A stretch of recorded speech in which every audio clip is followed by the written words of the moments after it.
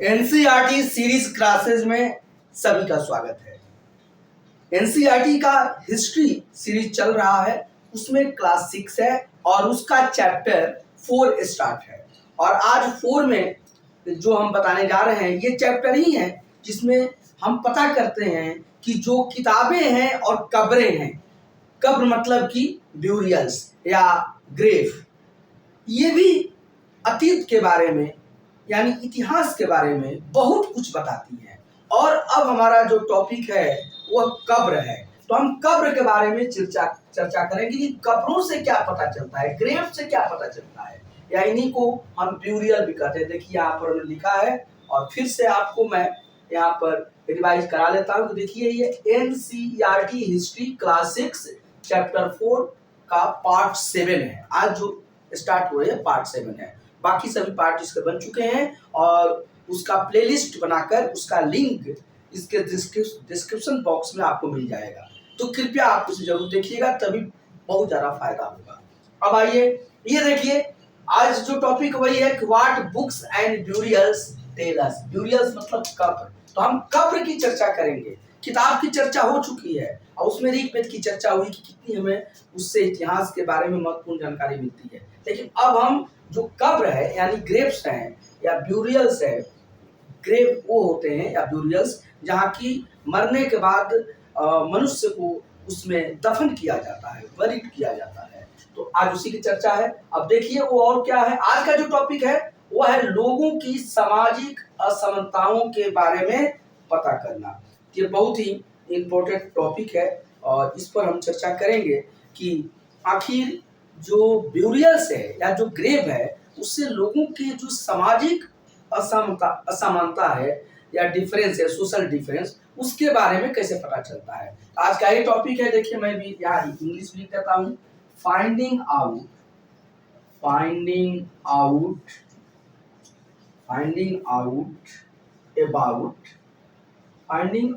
About social differences.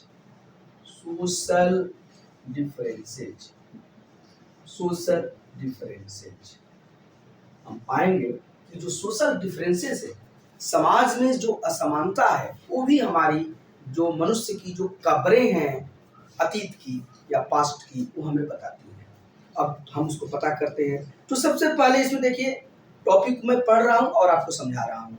ये बहुत important है, इसमें बहुत कुछ इंपॉर्टेंट बात आएगी। क्लास 6 के बच्चों के लिए तो बहुत महत्वपूर्ण है, लेकिन साथ ही साथ जो बच्चे किसी भी कॉम्पिटिटिव एग्जामिनेशन, चाहे सिविल सर्विसेज यानी आईएएस लेवल का एग्जाम हो या पीसीएस या एसएससी लेवल का कोई भी कॉम्पिटिटिव एग्जाम हो, सभी के लिए फायदेमंद है। तो आप लोग ध्यान से सुनिए। अब देखिए मैं पढ़ रहा हूँ फिर एक्सप्लेन कर रहा हूँ। पुरातत्वविद यानी आर्कोलॉजिस्ट यह मानते हैं कि जो कंकाल होते हैं, कंकाल यानी स्केलेटन, तो कंकाल के साथ पाई गई चीजें, मरे हुए व्यक्ति, कंकाल के साथ जो भी चीज पाई जाती है वह जो डेड पर्सन है यानी मरा हुआ व्यक्ति की ही रही होगी।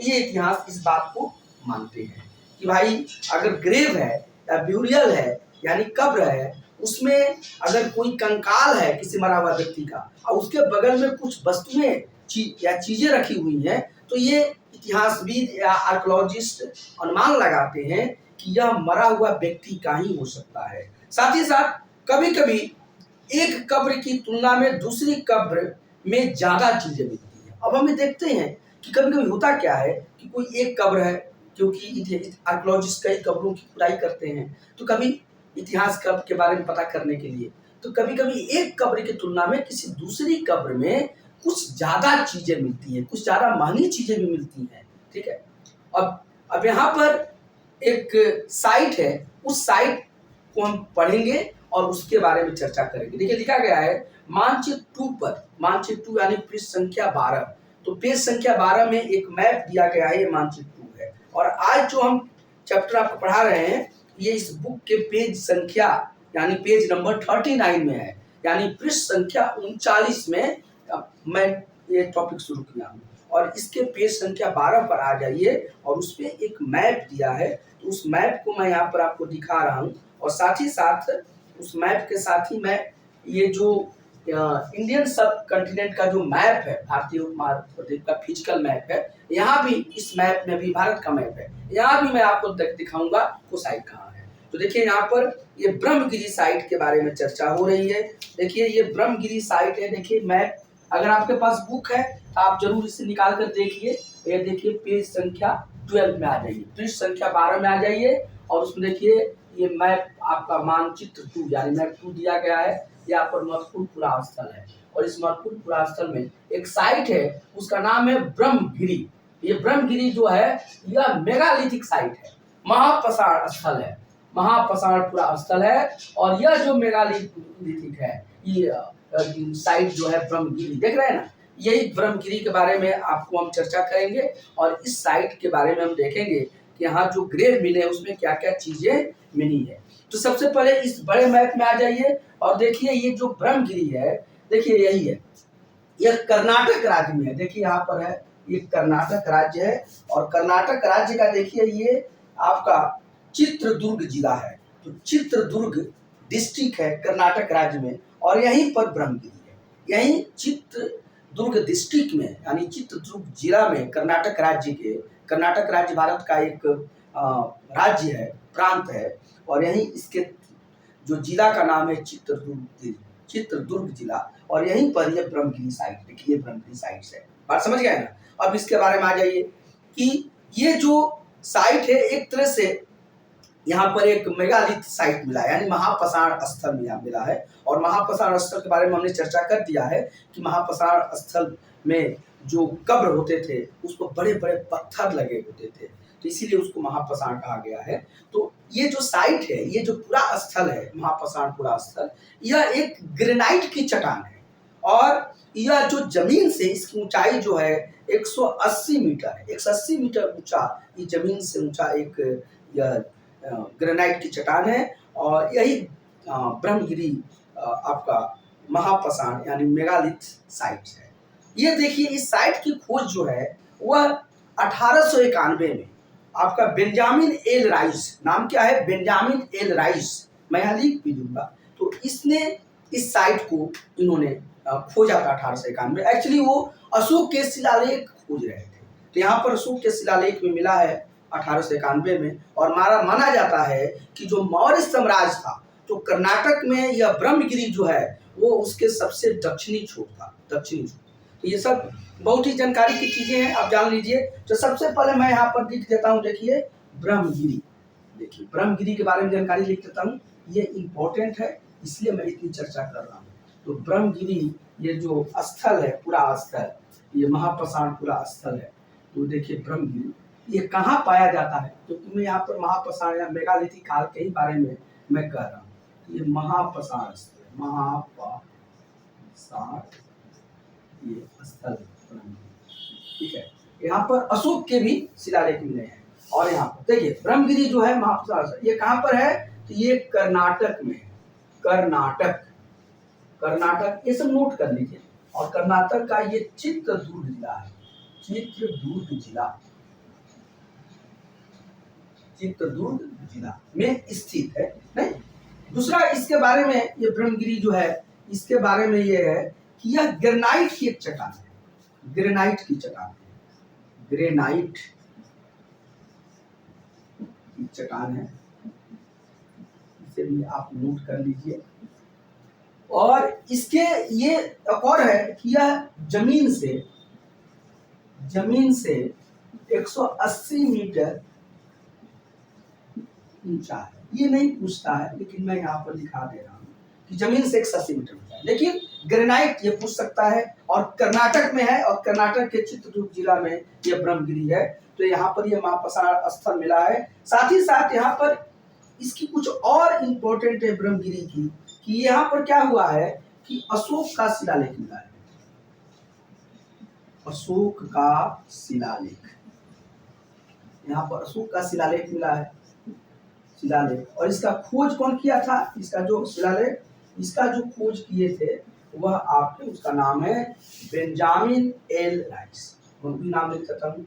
ये खोज किए थे, खोजकर्ता थे इसके, खोजकर्ता मैं लिख देता हूँ, खोजकर्ता, आपको समझ में आएगा, खोजकर्ता, डिस्कवरर, ये हैं Benjamin L rice. Benjamin Benjamin L rice. Rice इतना याद कर लीजिएगा। ये पूछ देगा कि ब्रह्मगिरी का जो अशोक का शिलालेख का खोज कौन किया था, तो बेंजामिन एल राइस किया था। और ये कब खोज किए थे, तो ये जो खोज हुआ है बेंजामिन एल राइस ने, ये किए हैं कब, 1891। ये ठीक है।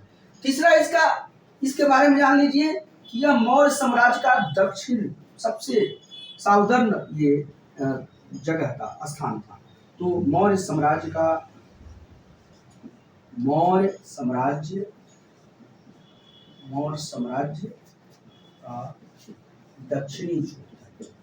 दक्षिणी ब्रह्मगिरी के बारे में, क्योंकि ब्रह्मगिरी साइट पर ही ये पूरा स्तर चल रहा है, तो उसके बारे में जो चीज पूछा जा सकता है उसकी हम आपको चर्चा कर रहे हैं। साथ ही साथ ये मतलब दक्षिणी छोड़ कर लीजिए या इसको दक्षिणी सीमा लिख लीजिए, आपको समझ में आएगा कि साउदर्न सीमा था, बाउंड्री था, दक्षिणी सीमा। इसके बारे में एक और प्राचीनतम बात यह है कि यह कम से कम ज्यादा भी हो सकता है, कम से कम यह दूसरी सहस्राब्दी की बस्ती है। दूसरी सहस्राब्दी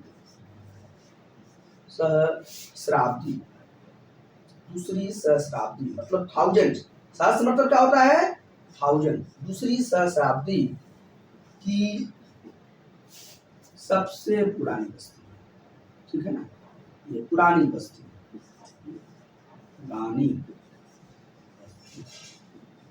सेटलमेंट। बस्ती मतलब सेटलमेंट। और यह लिख लीजिए सबसे पुरानी बस्ती, कम से कम दूसरी सबसे पुरानी यहाँ पर बस्ती पाई गई है। यहाँ पर एक और हिस्टोरिकल चीज मिलता है और बताया जाता है, ऐसी मान्यता है कि जो सप्तर्षि थे, 7 ऋषि हैं, उसी सप्तर्षि में एक गौतम ऋषि हुआ करते थे और उस गौतम ऋषि की पत्नी का नाम अहिल्या था। और एक प्रसिद्ध कहानी है कि जब राम जो है यहाँ पर जाकर अहिल्या का उद्धार किए हैं, तो यहाँ पर माना जाता है कि इस समय कभी यहाँ पर गौतम ऋषि और उनकी पत्नी अहिल्या भी रहती है। तो ये भी एक कहानी है, गौतम ऋषि, ठीक है, गौतम ऋषि एवं उनकी पत्नी अहिल्या।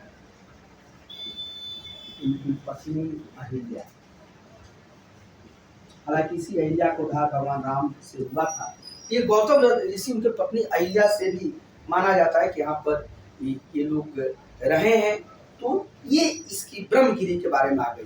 तो ब्रह्मगिरी के बारे में तो आपको बहुत कुछ हमने बता दिया है कि ब्रह्मगिरी जो है वह कर्नाटक के चित्रदुर्ग जिला में ये पड़ता है। दूसरी बात बता दिया कि ये ग्रेनाइट की चट्टान है और यहाँ ये जमीन से लगभग 180 मीटर यह ऊंचा है। यहाँ तक कोई समस्या नहीं है। यहाँ पर अशोक का शिलालेख भी पाया गया है और इस अशोक के शिलालेख का जो खोजकर्ता है वो बेंजामिन एल राइस है, जो 1891 ईस्वी में इस साइट की खोज की है। और कम से कम ये जो साइट है वो दूसरी सहस्राब्दी की सबसे पुरानी बस्ती माना जाता है और यहाँ पर गौतम ऋषि और उनकी पत्नी अहिल्या भी रहा करते थे, ये चर्चा है। और यह मौर्य साम्राज्य का दक्षिणी सीमा माना जाता है। तो ब्रह्मगिरी के बारे में तो आप समझ गए। और ब्रह्मगिरी देखिए, ये नक्शा है, ये जो भारत का मैप है, यहीं पर देखिए चित्रदुर्ग जिला है और यहीं पर ब्रह्मगिरी है। तो इतना तो स्पष्ट हो गया। अब आपको हम बताएंगे, इसको मैं मिटा लेता हूँ और अब मैं बताऊंगा कि इस साइट में हम लोग क्या पढ़ रहे हैं और क्या फाइंडिंग हमको मिलता है। क्योंकि हम बोले हैं ना कि finding out about social differences. ये साइट में ये मेगालिथिक साइट है, मतलब कि महाप्रसार स्थल है। यहाँ पर कब्र मिले हैं, ग्रेव मिले हैं या ड्यूरियल मिले हैं, जो उसको समझ लीजिए, कब्र जहाँ की डेड बॉडी को दफन किया जाता है, बरीड किया जाता है। तो इससे अब हम सोशल डिफरेंस की कैसे पता चलता है, यहाँ पर जो कब्र मिले हैं उनके अध्ययन करने से ये चर्चा मैं आपसे करने जा रहा हूँ। तो अब ये देख लीजिए, ये चर्चा देखिए। यहाँ पर सबसे पहले देखिए कि कभी कभी एक कब्र की तुलना में दूसरी कब्र में ज्यादा चीजें मिलती हैं, नहीं तो कभी कभी जो क्या होता है कि कभी कभी समटाइम्स, लिख लीजिए, कभी कभी, कभी कभी एक कब्र की तुलना में, एक कब्र की तुलना में दूसरी कब्र में ज्यादा चीजें, एक बात कभी कभी ऐसा मिलता है। अब ये ज्यादा चीज तो मिलता है, आप कहेंगे सर इससे हमको क्या लेना देना, कितनी चीज मिल रही है, नहीं, हिस्टोरियंस या जो आपके आर्कियोलॉजिस्ट होते हैं वो एक जासूस की तरह काम करते हैं, डिटेक्टिव की तरह काम करते हैं, हर बात से उनको कुछ संकेत मिलता है, ठीक है ना। आप लोग तो सीआईडी वगैरह सीरियल तो देखते रहते होंगे और उसमें आप देखते हैं ना कैसे खोज किया जाता है, तो यहाँ पर भी मिलता है। तो जब ये चीज मिल गया तो उससे क्या होता है, मानचित्र, अब ज्यादा चीजें कैसे आप देख लीजिए कि मानचित्र में ब्रह्मगिरी को होगा, यहाँ एक व्यक्ति की कब्र मिली है, अब यहाँ पर एक व्यक्ति की कब्र यहाँ पर मिली है, देखिए एक व्यक्ति की कब्र, क्योंकि यह कब्र बहुत कुछ बता रही है। एक व्यक्ति की कब्र मिली है, ग्रेव मिला है, कब्र मतलब ग्रेव, ब्यूरियल, एक व्यक्ति की कब्र मिला है, एक व्यक्ति की कब्र मिली है, ठीक है ना। कई कब्रें मिली हैं लेकिन एक व्यक्ति की कब्र मिली है। वहां पर क्या है, देखिए यहाँ पर जो फाइंडिंग है, यहाँ पर क्या क्या चीज मिला है देख लीजिए। इस कब्र में यहाँ पर आपको 33 सोने के मनके मिले हैं, 33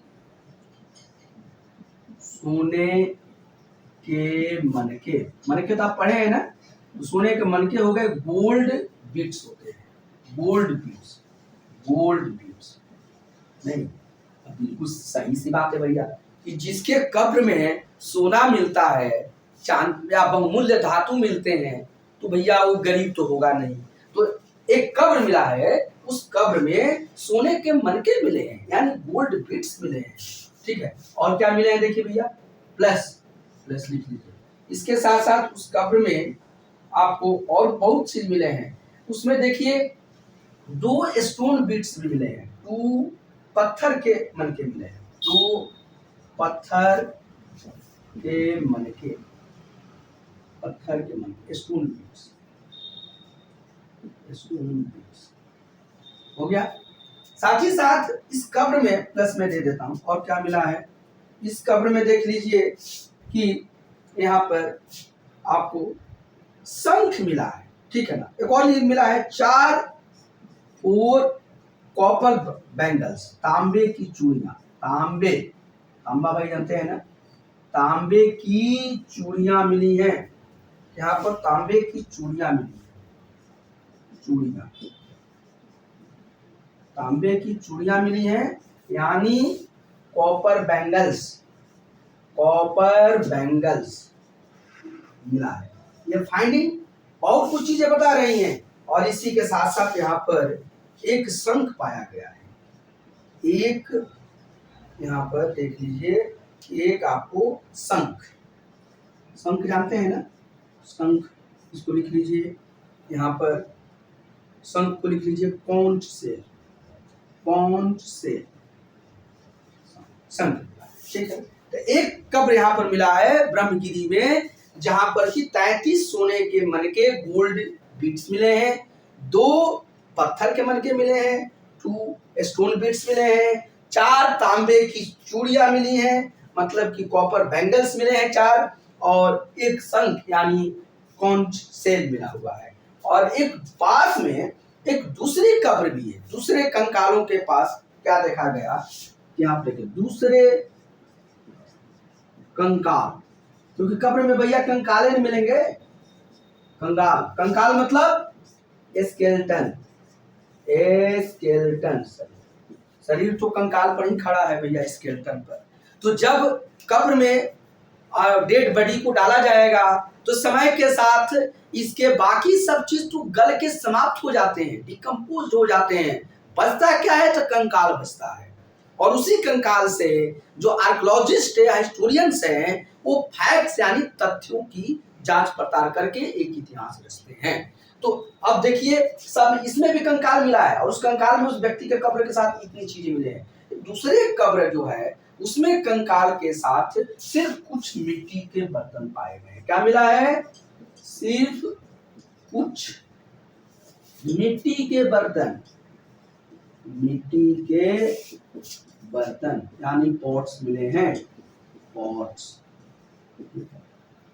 अब आप इतना तक समझ रहे होंगे कि जिस व्यक्ति के पास सोने के मन के मिल रहे हैं और तमाम महंगी चीजें मिल रही है और एक दूसरा कंकाल है उसके पास सिर्फ मिट्टी के बर्तन मिल रहे हैं, ठीक है। इससे क्या होता है कि यह दफनाए गए लोगों की सामाजिक स्थिति के भिन्नता को दर्शाता है। ये बात चीख चीख कर पुकारती है। उस समय सभी लोग एक समान नहीं थे, उनकी जो सोशल स्टेटस थी, जो सामाजिक स्थिति थी, वो अलग अलग है, ठीक है ना। हुआ ना, देखिए finding out about social difference. Social difference पता चल गया कि जो सोना वाला व्यक्ति है वो तो धनी व्यक्ति है भाई, रिच पर्सन है, नहीं तब आगे मैं उसको समझा रहा हूँ। और जिसमें सिर्फ मिट्टी मिल रहे हो गरीब रहा होगा। अब यही देखिए आगे बता रहा है कि कुछ लोग यहाँ पर होता क्या है कि जब कुछ लोग अमीर थे तो कुछ लोग गरीब थे, कुछ लोग सरदार थे तो कुछ उसके फॉलोअर्स थे।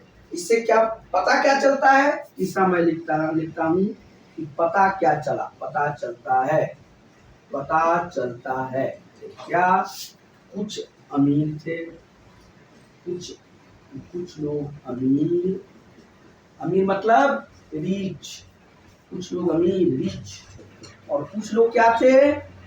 कुछ लोग गरीब थे, कुछ लोग गरीब, कुछ लोग गरीब, गरीब पुअर, गरीब को क्या बोलेंगे? पुअर बोलेंगे, ठीक है, लिख लेता हूँ। और साथ ही साथ देख लीजिए कि यहाँ पर कुछ लोग जो थे सरदार थे, कुछ लोग सरदार थे, कुछ लोग सरदार रहे होंगे, ये अनुमान लगाया जाता है। सरदार मतलब चिप्स, समाज में जो चिप्स होते हैं तो कुछ लोग चिप्स रहे होंगे, सरदार होंगे, और कुछ लोग जो थे उसके अनुयायी थे। कुछ क्या थे? अनुयायी, कुछ अनुयायी थे, फॉलोअर्स। अनुयायी मतलब फॉलोअर्स, फॉलोअर्स। तो इसको आप लोग नोट कर लीजिए। और आप तो बिल्कुल समझ में आ गया कि जो ब्रह्मगिरी में जो कब्र मिला है, महाप्रसाद स्थल है वो, ठीक है, उसके बारे में बहुत कुछ हमने बता दिया। साथ ही साथ उस कब्र से लोगों की सामाजिक असमानता के बारे में पता चलता है। यही आज हमारी टॉपिक है, ठीक है ना, कि लोगों की सोशल डिफरेंस के बारे में। क्योंकि वहां पर कब्रों की पड़ताल हुई तो देखा गया कि एक जो कब्र मिला हमारे उसमें स्केलेटन मिला, उसका कंकाल मिला, और उस कंकाल में ये पाया गया उसके साथ महंगी वस्तुएं रखी हुई हैं, सोने की वस्तुएं रखी गई हैं, तांबे की रखी गई हैं। और साथ ही साथ दूसरा कंकाल मिला उसके साथ सिर्फ मिट्टी के बर्तन रखे गए हैं। ये बातें चीख चीख कर पुकार रही है कि लोगों को समय सामाजिक स्थिति एक समान नहीं थी। लोग उसमें, कुछ लोग उसमें अमीर रहते थे, कुछ लोग उसमें गरीब थे, कुछ लोग वहां पर सरदार यानी चिप थे और कुछ लोग उनके फॉलोअर थे। तो बिल्कुल आपको समझ में आ गया। यही आज का यह पार्ट 7 है, आप इसमें समझे। नेक्स्ट पार्ट को आप इंतजार कीजिए और आपको तुरंत मिलेगा। साथ ही साथ आप इसके सभी सीरीज को देखिए, तब आपको इसका पूरा फायदा होगा।